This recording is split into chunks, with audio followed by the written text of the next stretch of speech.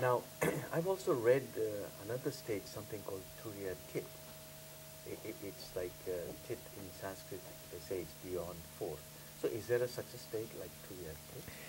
Yes, once the fourth state, once pure consciousness, samadhi, has been experienced regularly for a long time, it becomes permanent.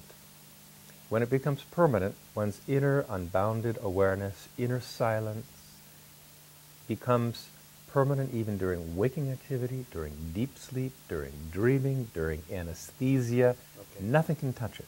Once the light of consciousness turns on inside fully, it will never turn off. Okay. And that is beyond just samadhi. Okay. It's permanent samadhi. Is that what you call unity? Enlightenment. Enlightenment or unity consciousness? Unity consciousness is a step beyond. Okay. In mere enlightenment, that means nirvana. That means turiya tit, moksha. Okay. There one is liberated, moksha. Okay. Because one experiences the boundaries of life, but they don't threaten the unbounded silence within. Okay. So one is free, free from the binding influence of action, free from the waves of pain and sorrow.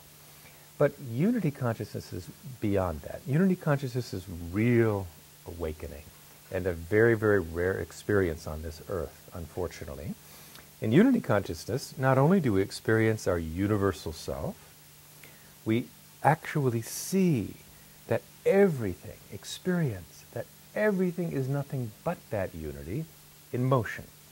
So that everything we see, everything we think, everything we feel is a wave on the universal ocean of consciousness, a wave of myself. Everything is seen as nothing but an expression of my universal self. And it's called unity consciousness because in unity consciousness, all of this, everything is just that. Okay. So we say, I am that, thou art that, all this is that. And that alone exists. That's unity consciousness. And that really just takes living in turiya, in this state of enlightenment, liberation, moksha, for a long time. And then gradually, if one is lucky, unity dawns. So when you say you see these things, is it the consciousness itself that's looking at this?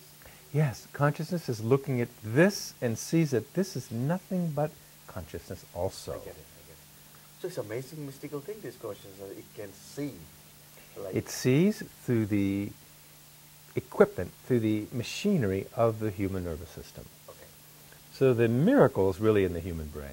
Right. That the human brain can not only see all of this, because other species can see it too, but the human brain can synthesize all of this and understand it to be the unified field, which is myself. Okay. And obviously animals cannot reach this stage of turiya or anything. Only human beings can? I believe that only human beings on this earth, I think the human beings are the only species on this earth that can have that experience.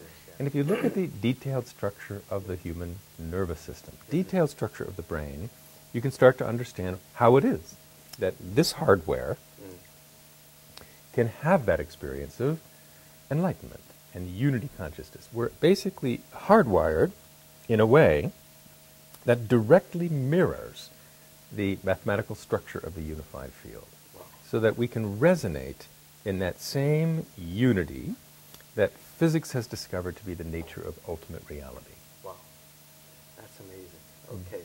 Now tell me about, I saw you were holding this Bhagavad Gita yesterday, and I was wondering if you could throw some light on this gunas. They say it's modes of nature or something. How does that fit into your two columns, unit of physics, and is it, which side does it belong Both. to? Both? Okay. So the gunas, we have absolute, non-active, transcendental consciousness. Right. But as soon as consciousness becomes active, as soon as awareness becomes aware of something, immediately you have this threefold structure of knower, the known, and the process of knowing. Okay. Rishi, Devata, and Chandas, or Sattva, Rajas, and Tamas. Yes. So this threefold nature of manifest existence is the first sprouting of the material creation from the non-material field of consciousness. So that's what they call prakriti. Prakriti is, yes. Prakriti is the first faint arising of activity, and as soon as it takes any shape, Prakriti becomes three gunas. And then the three gunas act among themselves in unbelievably tangled complications. Okay. And you end up with objects, like this, yeah. which are a tangle of the three gunas. Right. So every object has these three gunas present in it. Made of the three gunas. Made of the three gunas. But ultimately the three gunas, the knower, the known, the process of knowing, are all just consciousness. Okay. So it's all made of consciousness Okay. through the agency of the three gunas. Okay. And now the Kundalini, would that have any connection with the gunas in any way? Or would Kundalini is a very concentrated, a very pure form of energy. That's a physical form of energy that's stored in the human physiology. Being part of the physical, even subtle that it is, being part of the relative as opposed to absolute, then it is also made of the gunas. So the Kundalini is an activity of the gunas, and anything that acts, anything that moves, anything that changes would be an expression of the three gunas.